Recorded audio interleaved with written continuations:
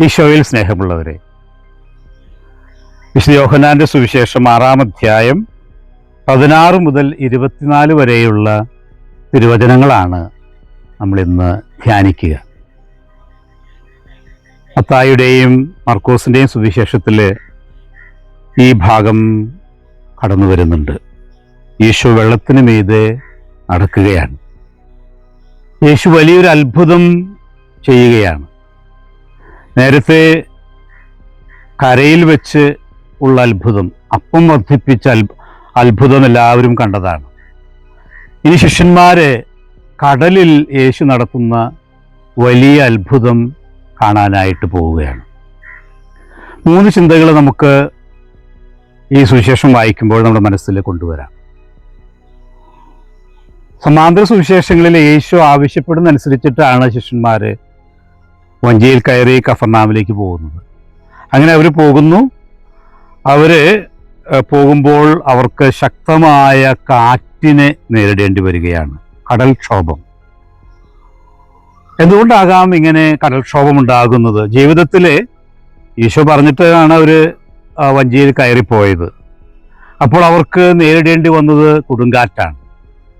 ചിലരുടെയൊക്കെ ജീവിതത്തിൽ വലിയ ചോദ്യങ്ങൾ ചോദിക്കുന്ന അവസരമാണിത്. ശിഷ്യന്മാര് രാത്രി മുഴുവൻ തുഴഞ്ഞ്, സമാന്തര സുവിശേഷം പറയുന്നത് പോലെ 4-ാം യാമത്തിലാണ് ഈ അത്ഭുതം നടക്കുക. ഏകദേശം പുലർച്ചെ 3 മണിയോട് കൂടി അത്രയും സമയം, അത്രയും ദൂരം, ഒരുപക്ഷെ ദൂരത്തെക്കാൾ കൂടുതലായിട്ട് അത്രയും സമയം കഷ്ടപ്പെട്ട് അവര് തുഴഞ്ഞു. അപ്പോൾ ചിലപ്പോൾ ചിന്തിക്കാൻ സാധ്യതയുണ്ട് നമ്മൾ, ഈ കൊടുങ്കാറ്റ് എന്തിൻ്റെ അടയാളമാണ്? ദൈവം ഇല്ല, ഞങ്ങളുടെ കൂടെയില്ല, യേശു ഞങ്ങളുടെ കൂടെയില്ല. ഈ ഒരു വലിയ അസ്വസ്ഥത നമുക്കുണ്ട്. അപ്പം ആദ്യം നമ്മൾ ചിന്തിക്കുന്നത് നമ്മുടെ ജീവിതത്തിൽ ഉണ്ടാകുന്ന കൊടുങ്കാറ്റുകളെ പറ്റിയിട്ടാണ്. പലപ്പോഴും ഉണ്ടാകുന്ന അനിശ്ചിതത്വം, ഭയം, വിശ്വാസത്തെക്കാൾ കൂടുതലായിട്ട് ചിലപ്പോഴൊക്കെ ഭയം എന്നുള്ള, സംശയം എന്നുള്ള വികാരമാണ് കൂടുതലായിട്ട് നിൽക്കുന്നത്. അല്ലെങ്കിൽ ദൈവത്തിൻ്റെ പ്രതിയിൽ മനസ്സിലാക്കാനായിട്ട് സാധിക്കുന്നില്ല. ദൈവം ഇഷ്ടപ്പെടുന്നുണ്ടോ എൻ്റെ ഈ ജീവിതം, എൻ്റെ പ്രവർത്തനങ്ങൾ എന്നുപോലും ചോദിച്ചു പോകുന്ന ആ അവസരങ്ങൾ. അപ്പോൾ നമ്മുടെ ജീവിതത്തിൽ കൊടുങ്കാറ്റ് ഉണ്ടാകുമ്പോൾ ഒരിക്കലും നമ്മൾ ചിന്തിക്കരുത് യേശോ, ദൈവം നമ്മുടെ കൂടെ ഇല്ല എന്ന്. ഈശോയ്ക്ക് നമ്മളെ കാണാം, നമുക്ക് ഈശോയെ കാണാൻ സാധിക്കുന്നില്ല ഈ കൊടുങ്കാറ്റിൽ. ശിഷ്യന്മാർക്ക് ഉണ്ടായതുപോലെ അവർ യേശുവിനെ പിന്നീടാണ് കാണുന്നത്, പിന്നീടാണ് അവർ മനസ്സിലാക്കുന്നത്. പക്ഷെ ഈശോ ഇവരുടെ ഓരോ ചലനവും, അവർ നേരിട്ട ഓരോ വലിയ പ്രക്ഷോഭവും അല്ലെങ്കിൽ കടൽക്ഷോഭവും ഒക്കെ മനസ്സിലാക്കുന്നുണ്ട്. പ്രിയപ്പെട്ടവരെ, ഇക്കാര്യം നമ്മുടെ മനസ്സിൽ നമുക്ക് കൊണ്ടുവരാം. ഈശോ നമ്മുടെ കൂടെയുണ്ട്.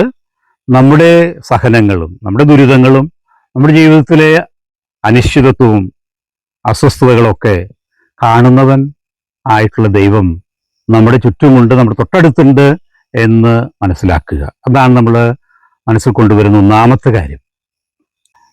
സ്നേഹമുള്ളവരെ, രണ്ടാമത് നമ്മൾ ചിന്തിക്കുക കർത്താവിൻ്റെ വാക്കുകളാണ്. ഞാനാണ്, ഭയപ്പെടേണ്ട. ശിഷ്യന്മാർക്ക് അവരുടെ ആകുലതകൾക്കും അസ്വസ്ഥതകൾക്കും ഇടയിൽ ഈശോ കടന്നു വന്നുകൊണ്ട്, ഇത് ഞാനാണ്, ഇത് നിന്റെ ഈശോയാണ്, ഇത് നിന്റെ ദൈവമാണ് എന്ന് ശിഷ്യന്മാരോട് പറയുകയാണ്. ശിഷ്യന്മാരെ സംബന്ധിച്ചിടത്തോളം ജീവിതത്തിൽ വലിയ തകർച്ച നേരിട്ട നിമിഷങ്ങളാണ്. അവരുടെ മനസ്സിൽ വലിയ ഏകാന്തതയുണ്ട്, അല്ലെങ്കിൽ അസാധ്യം, രക്ഷപ്പെടുക അസാധ്യം എന്ന് കരുതിയ അനുഭവങ്ങൾ.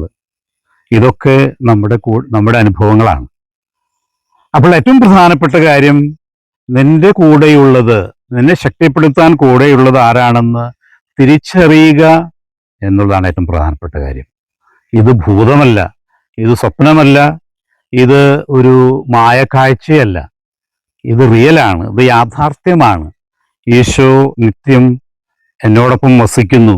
ഈ ഒരു അനുഭവത്തിലേക്ക്, ഈ യാഥാർത്ഥ്യത്തിലേക്ക് നമ്മൾ കടക്കുക എന്നുള്ളതാണ് ഏറ്റവും പ്രധാനപ്പെട്ട കാര്യം. ജീവിതത്തിൽ യേശുവിൻ്റെ സാന്നിധ്യം പലപ്പോഴും മനസ്സിലാക്കാനായിട്ട് നമുക്ക് സാധിക്കുന്നില്ല. നമ്മുടെ ആരാധനകളിലും നമ്മുടെ പ്രാർത്ഥനകളിലും നമ്മുടെ എല്ലാ പാരമ്പര്യങ്ങളിലും നമുക്ക് ഈശോയെ കണ്ടെത്താനായിട്ട് നമ്മളെ സഹായിക്കുന്നതാകണം അത് എന്ന് പ്രത്യേകിച്ച് ഓർക്കാനും കൂടി ഈ സുവിശേഷ ഭാഗം നമ്മളെ സഹായിക്കുന്നുണ്ട്. പ്രിയരെ, മൂന്നാമത്തെ ചിന്ത, ശിഷ്യന്മാരെ യേശുവിനെ സ്വാഗതം ചെയ്യുമ്പോൾ അവർക്കുണ്ടാകുന്ന അത്ഭുതമാണ്, അവർക്കുണ്ടാകുന്ന അനുഭവമാണ്. അവർ ലക്ഷ്യത്തിലെത്തുന്നു, പെട്ടെന്ന് ലക്ഷ്യത്തിലെത്തുന്നു. അവിടെ ഒരു അത്ഭുതം തന്നെ നടക്കുകയാണ്. പെട്ടെന്ന് വഞ്ചി ലക്ഷ്യത്തിലെത്തുകയാണ്. സമാന്തര സുവിശേഷങ്ങളിലെ ഈശോ അവരുടെ വഞ്ചിയിൽ കയറുന്നു. ഇവിടെ യോഹന്നാന്റെ ഭാഷ്യത്തില് അപ്രകാരം കയറുന്നില്ല. ഈ വിശദാംശങ്ങളുടെ വ്യത്യാസം എന്തുകൊണ്ടായിരിക്കാം? എനിക്ക് തോന്നുന്നു അതിലൊരു അർത്ഥമുണ്ട്. തീർച്ചയായിട്ടും നീ നിന്റെ ജീവിതത്തിലേക്ക് യേശുവിനെ ക്ഷണിക്കണം. നിന്റെ ജീവിതമാകുന്ന വഞ്ചി അതിൻ്റെ കപ്പിത്താൻ ഈശോ ആയിരിക്കണം, അല്ലെങ്കിൽ അതിൻ്റെ തലപ്പത്ത് ഈശോ ആയിരിക്കണം, യാതൊരു സംശയവുമില്ല. പക്ഷേ ചിലപ്പോൾ നമുക്ക് കർത്താവിൻ്റെ ശാരീരികമായ സാന്നിധ്യം അല്ലെങ്കിൽ കർത്താവിൻ്റെ വ്യക്തമായ സാന്നിധ്യം നമുക്ക് കാണാൻ സാധിക്കുന്നില്ലെങ്കിലും ഉറച്ചു വിശ്വസിക്കണം. മിസ്റ്റർ ജോൺ ക്രിസോസ്റ്റം അതാണ് പ്രത്യേകമായിട്ട് പറയുക. ഈശോയുടെ വിസിബിൾ പ്രസൻസ്, ദൃശ്യമായ സാന്നിധ്യം, അത് നീ നോക്കിയിരിക്കേണ്ട എന്നാണ് ഈ സുവിശേഷ ഭാഗം വായിച്ച് വ്യാഖ്യാനിക്കുമ്പോൾ ജോൺ ക്രിസോസ്റ്റം പ്രത്യേകമായിട്ട് പറയുക.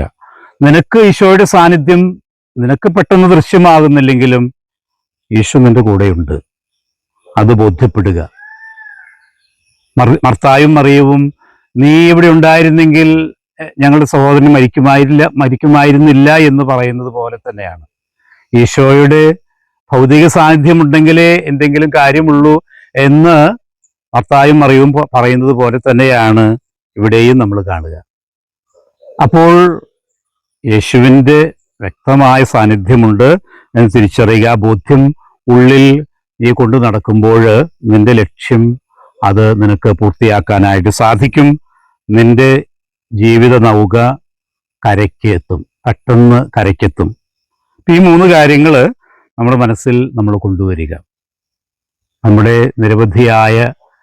നേരിടുന്ന നിരവധിയായ കൊടുങ്കാറ്റുകൾ, ആ കൊടുങ്കാറ്റുകൾക്കിടയിൽ ഈശോ കടന്നു വരുന്നുണ്ട്, നാം അറിയാതെ തന്നെ.